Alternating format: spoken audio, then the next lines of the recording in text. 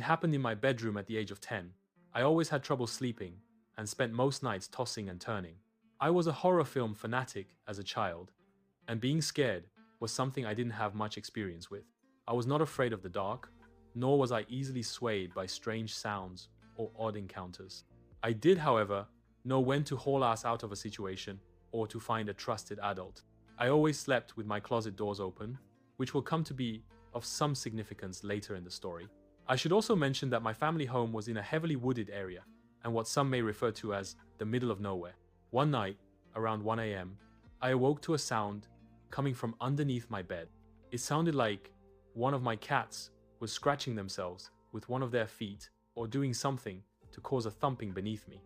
I had heard the same sounds many times before, and its source had always been one of my fuzzy friends. So this time, I didn't look, closed my eyes, and tried to resume my slumber. I turned over onto my left side, which left me facing the wall against which my bed was pressed up. I heard the sound again, and thinking that my kitty was directly beneath me, I said, "Good night." I was able to fall asleep once again. The next time I awoke, it was to a surreal and shocking scene. The sheet and comforter of my bed were no longer covering me. I saw a man standing over my bed, poking me, literally poking me with his finger, and the way in which he did so was truly horrifying. It was not the way that a child would poke a friend in jest. It was as if he was touching another human being for the first time, exploring the sensation of the tip of his index finger jabbing at flesh. What I saw was so unbelievable and so impossibly strange that I believed I was dreaming. I tried desperately to awake from my nightmare to no avail. The poking continued. He poked at my chest, my belly, my legs, and my arms. Paralyzed and scared shitless, I yelled, "Wake up!" And with this, the man threw himself to the floor and closed his eyes, as if he was trying to lead me to believe that he was asleep or dead. I have no idea. It was at this time I realized I could not have been dreaming.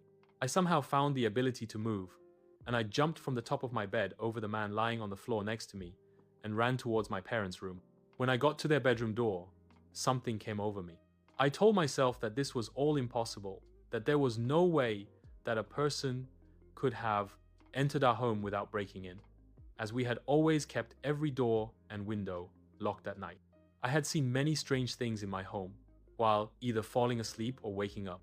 By the third or fourth time, after speaking to my mom or dad about it, I knew that it was my mind playing tricks on me.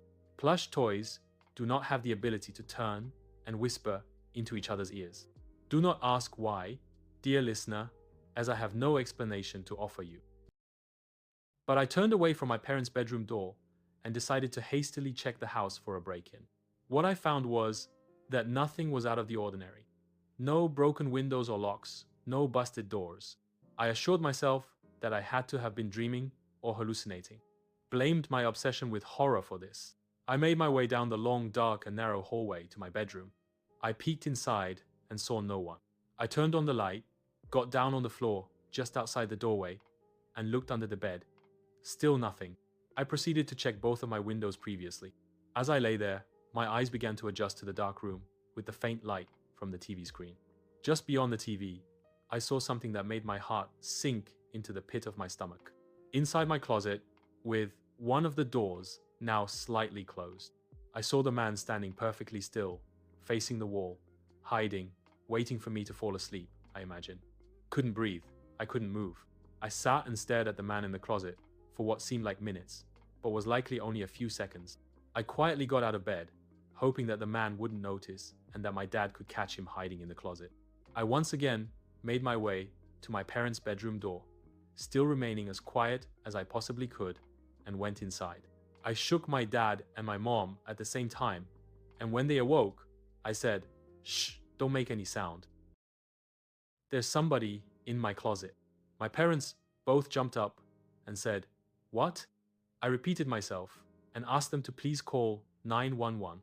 My mom immediately picked up the phone.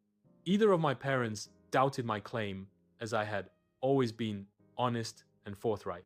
They both knew that there was no way I was making this up or that I was mistaken. I'm sure that the look I must have had on my face made it clear that this was really happening. My dad told my mom and I that he was going to look and urged us to stay in their bedroom and lock the door. So we did. At this point, I was beyond scared. I didn't know what the man was capable of, whether he had a weapon, or whether my dad was safe. I just stood in the room with my mom and cried. After what felt like hours, my dad knocked on the door and told me it was him and that it was okay to open the door. My mom unlocked the door and let my dad inside. I said something to the effect of, "Did you get him?"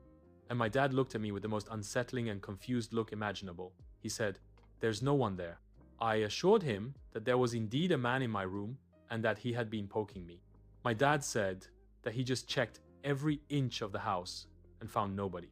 He had also checked the doors and windows just as I had done, and it hit me. Must have had a key. As soon as I said this, my parents looked at each other in absolute terror. Our nearest neighbor, a trusted and beloved friend whom we considered family, was in possession of a key to our house, as she had regularly babysat me since I was a toddler. She was the only person outside of my immediate family with a key to our home. Soon after this revelation, the police arrived, took statements, checked around our property, and left. None of us got any sleep that night. The next day, my dad went to my neighbor's house and asked if she knew where her key to our house was. She said yes, and when she went to show him, she saw that it was missing. Her home had no signs of a break-in, and she had always kept her doors and windows locked. My parents had all of the locks on our doors changed and opted to never give a key to anyone except in the wake of an emergency. I never discovered the identity of the man that lurked in my bedroom that night. The event left me traumatized, and it took a very long time for me to accept what had happened and move on. My sleeping trouble turned into full-on insomnia, and for about a decade, I was unable to sleep without a light on.